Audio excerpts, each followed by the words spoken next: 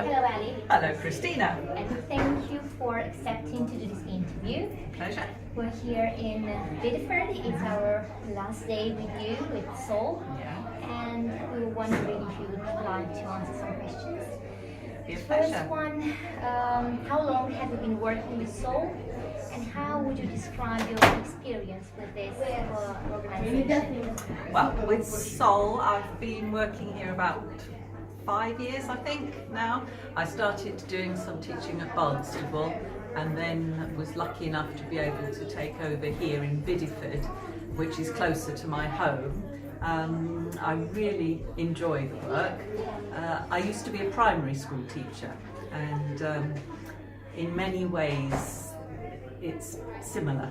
Although language and English and literature were always my passions anyway, the style of teaching I find is very, very similar to teaching young children, because you have to be so flexible and so open to whatever happens. You know, it's sort of an unplugged approach, and I enjoy it very much. You've received so many students so far in these 5 years. Yes, hundreds. And hundreds of them. Last year we were here with seven students, Yeah. and this year we are with 16 students. Great. How would you describe the experience that you had with Romanian students especially? How do they interact during classes? What's their performance? How do they cope with all the situations and all the town challenges and the town trails that you organize brilliantly here?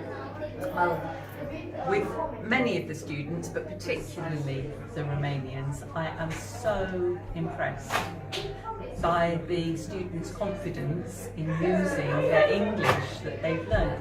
Many of them have never been to England before, and I find it so hard to believe that they're able to converse so well. They have confidence, their use of language, their fluency is really, really good.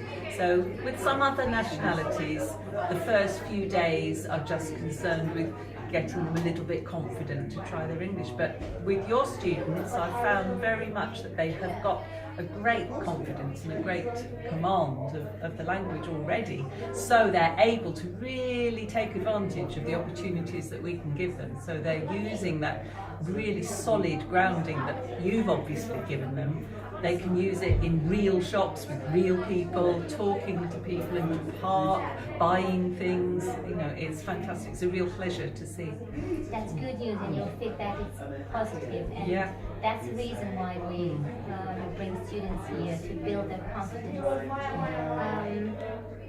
You are from Clovelly, Yes. a breathtaking little village, a plain, picturesque village, and we had the opportunity to visit it this year, but also last year. How do you feel when you guide students around those cobbled streets?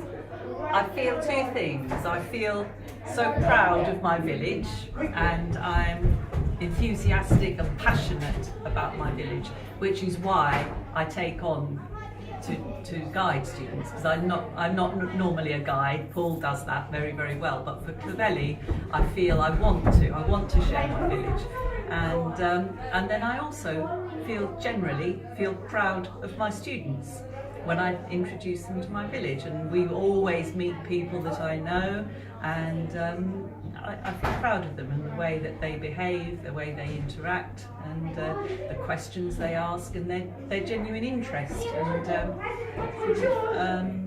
wanting to find out more. But I love taking them to Clovelly because it's a very special village. It's unique in many ways, and generally the students appreciate that, I think.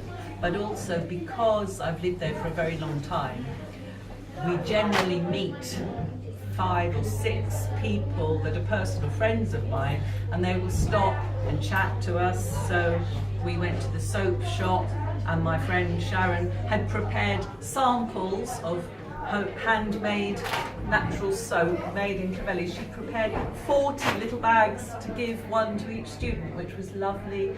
Then we met Casey, who is a member of the lifeboat crew, and he stopped to explain to them about his pager and how he responds to an emergency.